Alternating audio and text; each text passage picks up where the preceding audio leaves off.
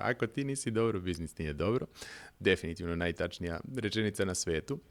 U principu ljudi traže tu uslovnu sreću. Znači kad završimo ovaj podcast, bit ću dobro, kad naplatimo ove edukacije, bit ću dobro, kad budem se obogatio, bit ću dobro, odnosno bavit ću se time. Međutim, to se ne dešava u životu. I ja sam više zastupnik one neke filozofije i jare i pare, zato što jednostavno smatram da u principu kad bi sad neko mogao da mi da vakcinu, da mi produži život, negde i da je treba da je primimo u 80. godini, nije poenta. Znači, treba produžiti ovaj deo sad, znači gde sam uslovno mlad, i da u principu sad možeš da živiš i da jednostavno i radiš i živiš. Znači, mislim da to može da se izvede i sad ja bar verujem u to, a sad ako veruješ u to, onda si u pravu. Ako veruješ da to ne može, isto si u pravu.